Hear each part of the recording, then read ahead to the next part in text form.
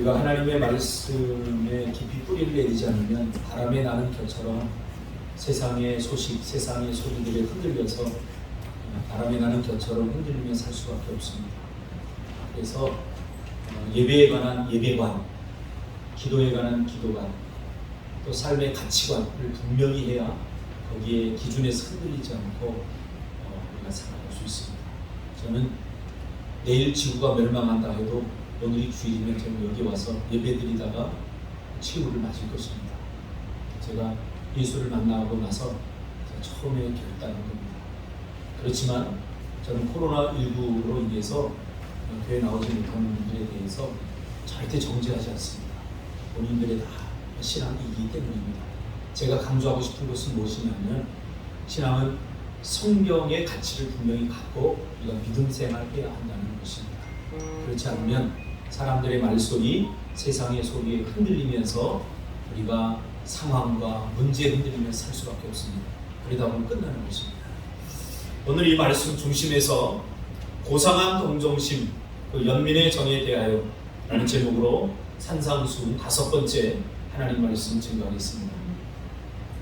우리는 지금 팔복에 관하여 말씀을 나누고 있습니다.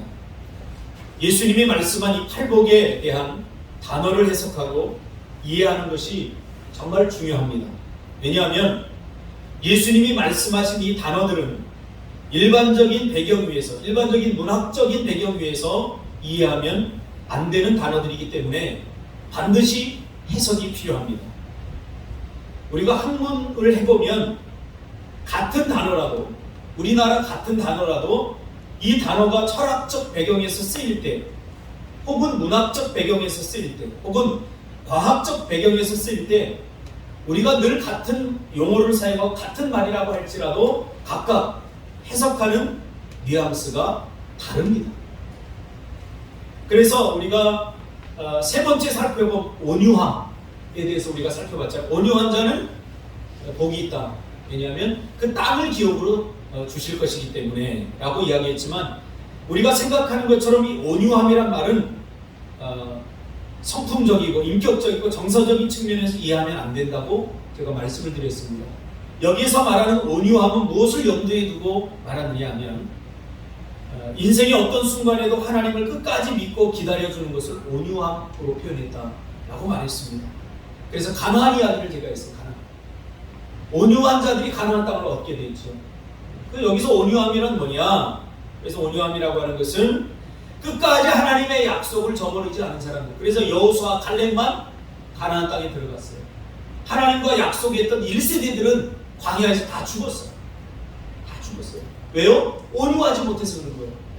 그러니까 하나님의 약속은 오늘날도 이루어지고 성취가 됩니다. 할렐루야. 그 약속을 붙잡고 우리가 사는 거예요. 세상의 흐름, 세상의 소식, 그것에 희망을 두지 않고 하나님의 약속을 붙잡고 우리가 살아가야 될 이유가 여기 있습니다. 하나님은 이 온유한 자들, 그러면 제가 가나안 이야기를 했죠. 모든 면에서 참고 또는 분노를 억제하고 마땅히 안갚음을 해야 하는 순간에도 참아내는 것. 하나님은 그런 사람들을 위해서 활동하시고 일하시기 때문이다라고 이야기를 했습니다. 그런 사람들이 가나안 땅을 소유하게 되었죠. 그래서 팔복 중에 앞에서 다룬 4가지, 우리가 전번 주까지 4가지를 다뤘어요. 우리가 기억하시죠? 첫 번째는 뭘 다뤘죠? 심령이 다루는 자는 복이 있나니 천국이 저희 것입니다. 여기에 대해서 제가 충분히 설명을 했습니다. 두 번째로 다룬 것은 애통하는 자는 복이 있나니 그들이 위로를 받을 것입니다. 애통 자체가 복이라고 이야기하지 않았습니다.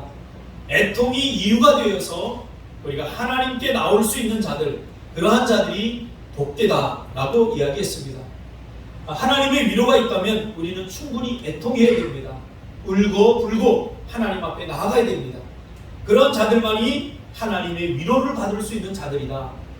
스스로 애통함을 없애고 스스로 애통함을 해결하려고 하는 사람들에게는 하나님의 위로가 있을 수 없다라고 제가 이야기했습니다. 그 다음에 온유한 자는 복이 있나니 그들이 땅을 기업으로 받을 것입니다 라고 이야기를 했고요. 그리고 우리가 저번주에 살펴본 바에 의하면 의에 줄이고 목마른 자는 복이 있나니 그들이 배부를 것입니다 에 대해서 살펴보았습니다. 자, 그런데 우리가 앞에 다룬 이 네 가지 이 복과 앞으로 우리가 다루어야 될 네 가지 복은 약간 달라요. 그 배경이. 앞에서 다룬 네 가지 복은 사람들이 하나님 앞에서 가져야 될 복에 대한 영적 자세와 태도를 말하고 있어요. 그러니까 하나님 앞에서 우리가 어떤 믿음의 자세와 태도를 가져야 되느냐에 대해서 앞에 네 부분을 지금 다룬 거예요. 그러니까 앞으로 오늘부터 시작해서 앞으로 다룰 네 가지 복은 사람들에게 나타나는 복에 대한 태도와 자세에 대한 이야기입니다. 그러니까 중심에는 내가 서 있죠. 내가 서 있고 내가 하나님 앞에 어떤 자세와 태도를 가지고 살아야 되느냐, 그것을 우리가 앞에 네 가지 다룬 거고요. 내가 서 있고 이제 앞으로 다룰 네 가지는 내가 사람들에게 어떻게 사람들과 관계를 맺고 어떤 자세와 태도를 가지고 사람들과 관계하고 살아가야 되느냐, 거기에 대한 네 가지가 앞으로 우리가 다룰 이야기라는 거예요. 내가 타인에 대해서 가져야 될 삶의 자세와 신앙적 태도, 이거 중요합니다. 성경은 항상 하나님 사랑과 이웃 사랑이 등치를 이룹니다. 하나님 사랑과 이웃 사랑은 높낮이가 구분되어 있지 않습니다. 하나님을 더 사랑하고 사람을 좀 덜 사랑하고, 이것은 뭔가 왜곡되고 잘못된 신앙입니다. 하나님은 하나님 사랑과 이웃 사랑을 등치를 이루게 만들었어요. 같은 선상에 있는 거예요. 같은 선상. 계속해서 예수님이 강조하는 부분이 이 부분입니다. 하나님을 사랑하는데 이웃을 사랑하지 않는 불일치를 예수님은 지적하고 있고요. 또는 사람은 사랑하는데 하나님을 사랑하지 않는 모순에 대해서 예수님은 계속해서 이야기하고 있습니다. 우리가 하나님만 사랑하면 되지, 하나님이 더 중요하지 라고 말하는 사람들은 뭔가 왜곡된 신앙을 가진 사람들이에요. 그리고 성경을 잘못 이해하고 있는 사람들이에요. 성경을 보세요. 하나님 사랑과 이웃 사랑은 같이 가고 있습니다. 어느 것이 더 높지 않아요. 하나님은 자신의 권위를 이웃 사랑 위에다 놓지 않았어요. 하나님 사랑과 이웃 사랑은 같이 가게 되어 있다는 거예요. 오늘 본문은 이웃에 대해서 긍휼히 여기는 것이 복되다라고 선언하고 있습니다. 7절에 긍휼히 여기는 자는 복이 있나니, 내가 주체가 되죠. 누가요? 내가 누구를? 타인을, 이웃을 긍휼히 여기는 자는 복이 있나니 그들이 긍휼히 여김을 받을 것이기 때문이다 라고 말합니다. 무슨 말인지 알겠죠? 내가 이웃을 긍휼히 여기면 하나님은 나를 긍휼히 여긴다 라는 거죠. 그렇죠? 그렇게 지금 우리가 문장을 분석할 수 있습니다. 그러므로 긍휼히 여기는 사람이 복된 사람이다 라고 선언하고 있습니다. 신앙생활은 하나님을 향한 자세와 태도와 관련이 있습니다. 그리고 이웃에 대한 태도와 자세와 관련이 있습니다. 그 사람이 믿음이 있는 사람인가, 하나님의 말씀대로 사는 사람인가, 신앙생활을 잘하고 있는가를 알아보는 바로미터는 하나님에 대해서 어떤 자세와 태도를 가지고 있는가, 혹은 사람들에 대해서 어떤 자세와 태도를 가지고 있는가가 중요하다는 사실입니다. 이것을 따로따로 어느 한 부분을 더 강조해서는 안 된다는 것입니다. 예수님은 이웃에 대해서, 타인에 대해서 긍휼히 여기는 마음을 가진 사람이 복되다라고 계속해서 지금 선언하고 있습니다. 그러면 긍휼히 여긴다는 것이 의미하는 것이 무엇일까요? 긍휼히 여긴다. 긍휼히 여기는 것이 긍휼이 아니라 긍휼히 여기는 것까지가 중요합니다. 긍휼히 여기다. 긍휼히 여기는 것이 의미하는 게 뭘까요? 이 긍휼이라는 단어는 여러분이 짐작하는 것과 마찬가지로 불쌍히 여긴다라는 의미입니다. 동정심을 말합니다. 동정심. 그런데 이 동정심은 우리의 심장에서 만들어집니다. 우리의 마음에서 만들어지며 영혼에 담겨져 있습니다. 동정심. 그런데 이 동정심은 우리가 일반적으로 생각하는 그런 다른 사람을 그냥 무조건 불쌍하게 여기는, 다른 사람을 동정하는, 참 안 됐다 저 사람, 이런 동정이 아니에요. 이 지금 예수님이 말하는 동정. 우리가 생각하는 이 동정심이란 더 많이 가진 자가, 더 많이 배운 자가, 더 능력 있는 자가 그렇지 못한 자에게 갖는 불쌍히 여기는 마음 아니겠습니까? 그렇죠? 거기는 어느 정도 우월감도 있어요. 어이구 어쩌다 저렇게 됐나. 여기는 끝이에요. 그냥 참 안 됐다. 혀 몇 번 잡고 끝나는 거예요. 이런 동정심이 아니라는 거예요. 오늘 예수님이 말하는 이 동정심. 오늘 본문에서 말하는 이 동정심, 이 긍휼은 하나님의 형상으로서 사람을 대하는 태도와 자세와 관련이 있습니다. 하나님께서는 우리 사람을 만드실 때 하나님의 형상을 따라 만들었어요. 하나님의 그 형상 중에 하나가 뭐냐면 우리가 지정의로 세 가지로 딱 구분해서 말할 수 있지만 그 안에는 수많은 하나님의 감정들과 하나님의 성품들이 그 안에 감추어져 있어요. 그 중에 하나가 뭐냐면 하나님의 그 지정, 이모션, 그 정적인 부분에 속해 있는 그 한 부분이 뭐가 있냐면 동정심이 있어요. 긍휼이 여기는. 그러니까 우리가 죄를 지었을 때 하나님께서 우리를 법대로 하지 않고 예수 그리스도를 우리에게 보내주신 것은 이 동정심 때문이에요. 동정심. 긍휼히 여기는 마음, 불쌍히 여기는 마음. 야, 저 인간이 약속을 이루고 죄를 지었네? 저들이 지옥 가겠네? 저들이 고통당하겠네? 그 모습을 상상한 거예요. 하나님께서는. 그것을 예측한 거죠. 그래서 이대로 놔둬서는 안 되겠다. 그리고 우리를 구원할 계획을 세우신 거예요. 그것을 가능하게 한 것. 구원을 가능하게 한 게 뭐라고요? 동정심이라는 사실이에요. 그러니까 우리가 생각하는 그런 값싼 동정심이 아니에요. 그러므로 우리 안에는 이 동정심, 하나님의 형상으로서의 동정심이 다 있어요. 다른 사람을 긍휼히 여기는 마음 있다는 거예요. 그러므로 가졌느냐 못 가졌느냐 세상적인 관점으로 보면 안 된다는 것이죠. 이 동정심이라고 하는 거예요. 하나님께서는 인간에게 이 땅의 평화와 안정적인 그리고 행복한 삶을 위해 우리 안에 동정심을 주셨어요. 동정심. 제가 어릴 적에 친구들과 이렇게 싸우다가 제가 좀 때렸어요. 일방적으로. 그러다 멈췄어요. 왜냐하면 한참 때리다 보니까 불쌍해 보이더라고요. 그러니까 싸우지 말아야 되는데 저 친구가 분명히 나의 성질을 돋우고 나를 정말 막 모욕을 했어요. 그래서 막 못 참고 제가 싸우긴 했는데 좀 제가 때리다 보니까 조금 불쌍해 보이더라고요. 그래서 그만 멈춘 적이 있어요. 그 뭐예요? 우리 안에 동정심이 있기 때문이죠. 우리 안에 동정심이 있어요. 리어카를 끌고 가는 할머니를 보면 아, 저 참 할머니 안 될 때 젊을 때 놀았구나, 공부 안 했구나 그러면 안 돼요. 동정심을 가지고 같이 밀어줘야죠. 우리 그리스도인. 왜냐하면 왜 하나님께서 우리에게 동정심을 주셨을까? 긍휼히 여기는 마음을 주셨을까? 이 설교를 준비하면서 곰곰이 생각해봤어요. 그리고 성경을 뒤적거리면서 한번 찾아봤어요. 왜 동정심을 주셨을까? 물론 하나님의 성품이긴 하지만 왜냐하면 우리는 서로 함께 살아가는 존재들이기 때문입니다. 나 혼자 살아간다면 동정심이 필요 없어요. 이 동정심이라는 것은 타인을 위한 거예요. 이 동정심이라는 것은 이웃을 위한 거예요. 생각해 보세요. 내가 동정심 없이 살아간다고 생각해 보세요. 근데 목사가 동정심이 없다고 생각해 보세요.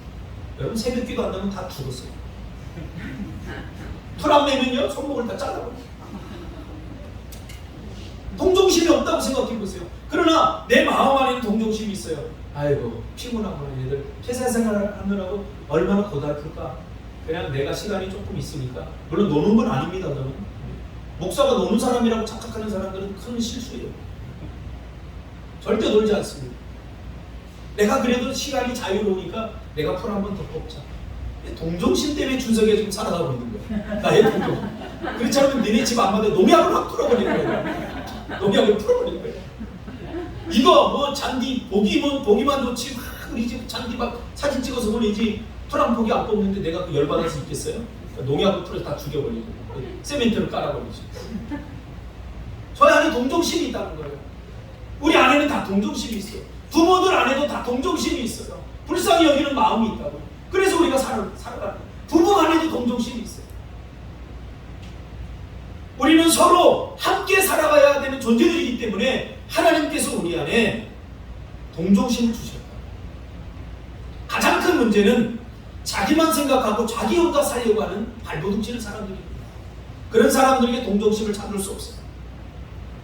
그래서 저는 하나님이 주신 이 동정심, 이 불쌍히 여기는 이 긍휼을 저는 고상한 동정심이다라고 말하고 싶습니다. 얼마나 고상합니까? 얼마나 고상합니까? 이번에도 제가 10월달에 우리 노예별 이렇게 축구 대회가 있어가지고 코로나 3단계에 있는 충북 제천으로 가서 축구 연습 게임을 하고 왔습니다. 왜냐하면 딱 우리 노예는 사람들이 없어서 나까지 딱 11명이에요. 근데 감독이 이영복 목사님인데 형 안 오면 우리 축구 못해. 그래서 비행기표 호텔 다 잡아줄 테니까 제발 와줘. 그래서 갔어요. 저는 갔다 오면 집사람도 알겠지만 이틀을 끙끙 앓았어요. 온몸이 다 그냥 힘들고, 그리고 한 일주일 동안을 제가 아무것도 못해 갔다 오면. 저는 도시가 싫어요. 정말 싫어요. 도시가. 일단 공기가 안 좋아요. 너무너무 힘들어요. 근데도 갔어요. 왜냐면 동정심. 목사님이 얼마나 힘들면 나한테까지 전화해서 꼭 오라고 했습니다. 긍휼이 여깁니다. 여러분, 이거 있어야 돼요. 그리스도인들. 이것을 다른 말로 표현하면 연민의 정이기도 합니다. 긍휼히 여기는 마음이죠. 제가 아까 서두에 이야기를 했지만 김태구. 제가 그래 농담처럼 그랬거든요. 태구야, 너 안 나오면 전도사님 혼자 예배드려야 된다. 그리고 농담으로 던졌는데 이 안에 진실로 믿고 우겼다는 거예요. 제가 그 집 잘 알아요. 부자거든요. 일식집을 몇 개나 했던 집이에요. 그 엄마가 제 고등학교 선배예요. 너무나 잘 알아요. 그런데 고등학교 선배라고 그러니까 뭐 이상하게 생각할지 모르죠. 우리 누님 친구라는 얘기예요. 너무나 잘 알아요. 그 집안을. 장손이에요. 독자예요. 안 가면 안 돼요. 띠를 쓴 거예요. 왜? 이 꼬맹이 마음에 야 혼자 전도사님 예배드리면 얼마나 외로울까? 동정심을 발휘하는 거죠. 긍휼을 발휘하는 거죠. 다른 사람이 당하는 고통이나 고난, 어려움, 부족한 삶, 연약한 모습에 대해서 그러므로 여러분 비난하고 정죄하고 무시하지 않고 이유 없이 대가 없이 자신의 일로 받아들이고 함께 해주는 거예요. 이것이 긍휼이라고. 제가 좋아하는 시인 중에 박남준이라는 시인이 있습니다. 올해 65세인데요. 지리산 산골에서 살아가고 있습니다. 다 허물어져가는 집을 어느 아는 사람이 줬어요. 이 사람 보니까 너무 살아가지 못할 것 같으니까 지인이 지리산 산골에 허름한 집을 하나 사서 거기서 살아라 씻으면서 그래서 사줬어요. 생활비가 한 달에 30만 원인데도 남는데요. 여러분 지리산으로 가시기 바랍니다. 그런 소박한 삶을 살아가고 있어요. 그러나 행복하게 살아가고 있어요. 이 사람의 시의 주제는 자기 집 주변 100m예요. 자기 집 주변에 100m 안에 있는 꽃들, 식물들, 나무들, 풀들, 그리고 곤충들, 그런 게 시 주제예요. 이 사람의 시 주제는 그 100m를 벗어나지 않아요. 이번에 어린 왕자로부터의 새드 무비라고 하는 시집이 나왔는데 그 9월에 조태일 문학상을 받아서 2천만 원을 받아서 상금, 그리고 임화 문학상을 받아서 1,000만 원을 상금을 받았어요. 이분이 그 상금 3천만 원을 받고 무서워서 밤잠을 설쳤대. 잠을 못 잤대. 이 거금을 내가 평생 한 번도 만져보지 못한 이 거금을 갖고 있는데 문소리가 피근감독가 훔쳐오지 않는가 막 빗장을 걸고 막 이렇게 누가 그 지리산 꼭대기 3천만 원 그거 네? 생각해보세요. 여러분 요즘 3천만 원이 돈입니까? 할렐루야. 죄송합니다. 근데 그 누가 훔쳐갈까? 그 지리산 거기 막 들고 안 되겠다 싶어서 이 사람이 상금을 그동안 몇 번 받았는데 그때마다 다 상금을 전해 어린 아이들, 굶주리는 아이들, 미얀마, 캄보디아, 아프가니스탄, 또 아프리카 이런 데 상금을 전했다고 했어요. 어린 굶주리는 아이들도. 이번에도 이것을 다 보냈습니다. 한 분도 남기지 않고 다 보냈습니다.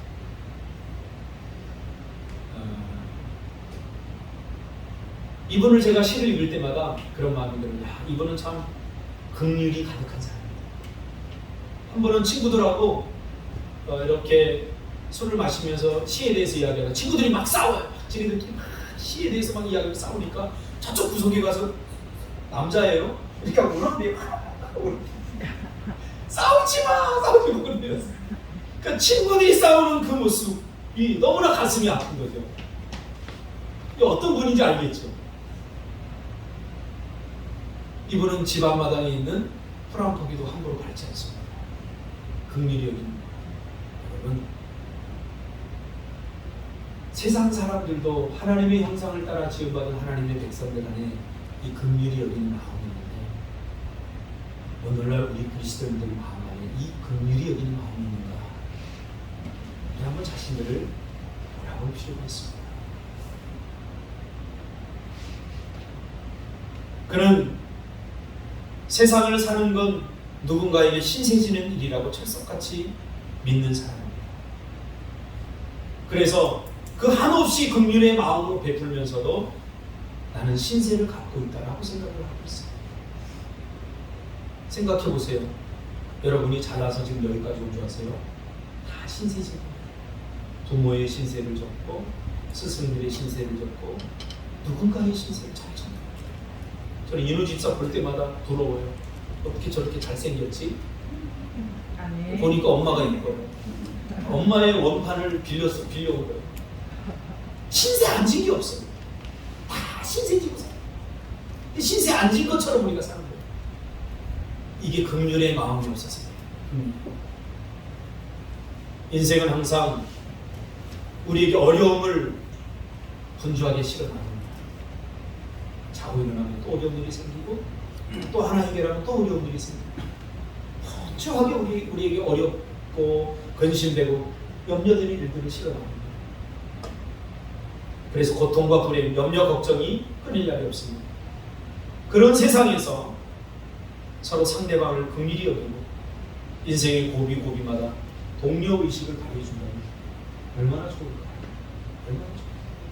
그럼 예수님이 그 이야기를 하고 함께 그 고민과 어려움을 함께 해주는 거예요. 먼 발치에서 바라보면서 안 됐다 이게 아니라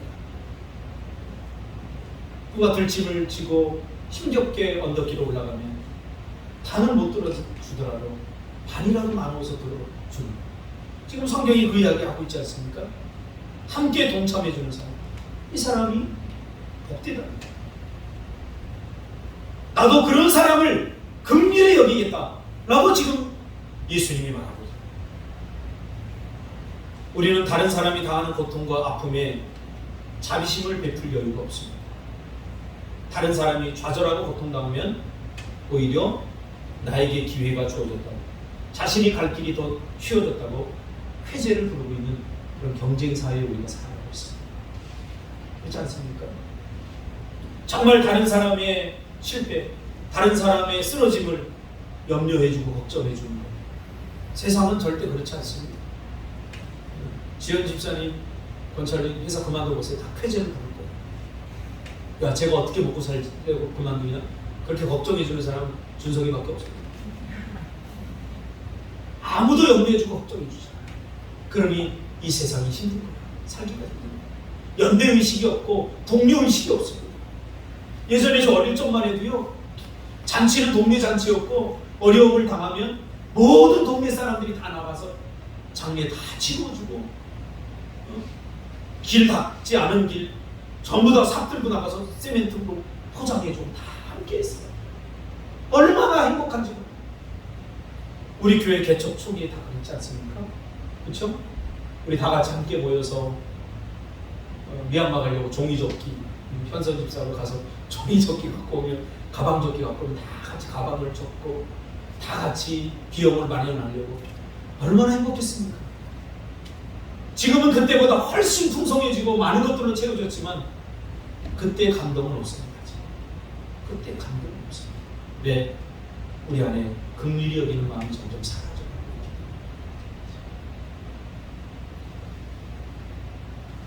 룻기가 우리에게 그걸 보여주고 있습니다. 사랑하는 남편을 잃고 사랑하는 두 아들을 잃어버렸죠. 이제 오갈 데 없는 여인, 그 두 자부, 두 며느리가 요셉에게,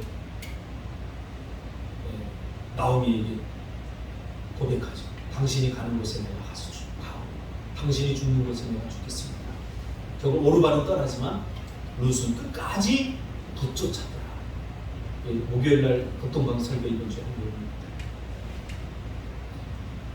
룻기에는 기적이 나오지 않습니다. 서로가 서로를 대하는 태도와 자세에 의해서 한 사람의 인생이 변화되는 것을 보여주고 있습니다. 내가 누군가를 긍휼히 여기면 거기에 기적이 나옵니다. 내가 누군가에게 동정심을 발휘하면 거기에 기적이 나옵니다. 어제 제가 농담처럼 이야기했습니다. 어느 날 사무실에서 딱 나와보니까 태안 집사님 앞마당에 천리향 나무가 이발이 되어 있고 그 앞이 깨끗하게 벌초가 되어 있었습니다. 그래서 제가 태안한테 얘기했습니다. 너 드디어 천국 가게 되게 생겼다. 풀 매는 사람은 천국 가고 풀 안 매는 사람은 지옥 간다. 어느 날은 준석 집사님 집 앞에 가보니까, 집 뒤에 가보니까 잡초들이 싹 제거됐습니다. 너 드디어 구원의 확신을 얻었구나. 제가 농담처럼 이야기했지만 곱씹어볼 필요가 있어요. 타인의 아픔, 타인의 고생을 당연한 것을 여기는 것은 그리스도의 마음이 아닙니다. 부모님이 고생하고 밥을 해주면 적어도 나는 설거지 한 번은 해야 됩니다. 이게 긍휼의 마음. 인우 집사님 어머니를 업고 다니는 거죠. 업어봤어요, 엄마? 그 사람이네. 엄마는 몇 년 동안 아기 때 업어줬는데 어릴 때까지 업어줬는데 안 업어주네. 오늘부터 업고 다니시기를 주님의 이게 긍휼의 마음.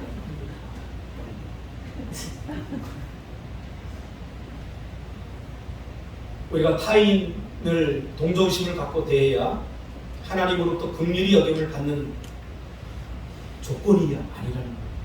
그러면 내가 다른 사람을 긍휼히 여기에 하나님도 나를 긍휼히 여기느냐, 그 조건으로 받아들이면 안 되는 거예요. 이것은 이런 이야기예요. 자연의 법칙이 있잖아요. 그렇죠? 누가 하지 않더라도 자연의 법칙에 의해서 움직이고, 이렇게 이걸 던지면 떨어져요. 이 무슨 법칙이요? 중력의 법칙. 그러니까 내가 타인에 대해서 긍휼히 여기는 것은 하나님의 섭리로 우리 안에 심어놓는, 섭리는 자연스럽게 나오는 거예요. 근데 그걸 누가 막아요? 내 죄성이 막는 거예요. 리어커를 밀고 가는 사람이 있는데 내 본성, 하나님이 주신 이 고결한, 고상한 성품은 가서 같이 밀어줘요. 그런데 죄로 말미암아 타락한 사람은 학교 빨리 가야 돼, 지각해. 그리고 못 본 척하고 간단 말이에요. 누가? 하나님이 우리 안에 심어놓은 이 자연스러운 섭리의 법칙을 죄성이 자꾸 못하게 방해한다는 거죠. 그러므로 남을 긍휼히 여긴 사람이 하나님에 의해 긍휼히 여김을 받을 것이라는 말씀은 예수님의 약속이라고 봐야 합니다. 그리고 섭리입니다. 당연한 거라는 거예요. 남의 고통, 남의 아픔을 바라보면서 긍휼히 여기는 거예요. 제가 제일 싫어하는 거 있어요. 다른 사람을 흉보고 다른 사람 씹는 거. 굉장히 천박해요. 그런 사람 사귀지 마시다. 절대. 나 흉보는 사람은 나 없는데 또 다른 사람 흉보. 만약에 제가 그러면 저를 사귀지 마세요. 왜 떠나세요? 하나님의 형상을 깨는 일이에요. 하나님의 형상. 절대로 수근수근 되지 마시고 다른 사람 비난하거나 다른 사람 정죄하지 마세요. 다른 사람의 연약함이 비난거리로 보이면 안 돼요. 긍휼로 보여야죠. 내가 도와줘야지. 내가 함께 해줘야지. 나는 안 그런 거예요? 나는 슈퍼맨이에요? 나는 부족한 게 없어요? 있어요. 뭘 꺼내려고 이렇게 발끝 뒤축구지 이렇게 들어도 못 꺼내요. 태안 집사가 싸가서 목사님 제가 꺼내드려요. 얼마나 그러죠? 아, 내가 굳이 키 크지 않아도 되는구나 하면서 내 키 작음에 대해 자부심을 가질 수 있게 만들어주는 사람, 김태환 집사. 할렐루야. 무화과를 따려고 하는데 안 타요. 안 돼요. 준석 집사가 목사님 제가 따드릴게요. 얼마나 멋져 보일까요? 싸가지 없는. 무화과 따려고 그렇게 고생하는데 콧배기가 다 부족함이 있다고 여기는. 그게 비난거리가 돼서는 안 된다고. 얼마나 천박해 보이는지 모르겠어요. 정말 싫어요. 그러니까. 정말 싫어요. 저는. 그래서 우리 교회 안에서 누군가 좀 잘못하고 그러면 절대 비난하지 마세요. 혹시 제가 비난하면 제 주둥이를 때려도 돼요. 저도 인간이기 때문에 그럴 수도 있어요. 그러지 말자. 우리 안에 긍휼히 여기는 마음, 불쌍히 여기는 마음. 예수님이 그런 마음을 가지고 우리를 사랑하시고 오신 거예요.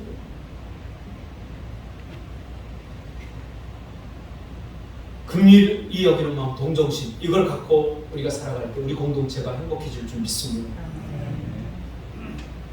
다른 사람의 부족함을 메워주고, 다른 사람의 아픔과 함께 아파해주고, 다른 사람의 힘겨운 짐을 대신 들어주고, 다른 사람의 기쁨에 함께 기뻐해주고, 다른 사람의 연약함을 같이 담당해주는 그런 사람들로 사는 것이 행복이고 축복이라고 오늘 예수님은 이야기하고 있습니다.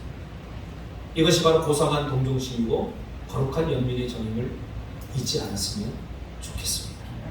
기도하겠습니다.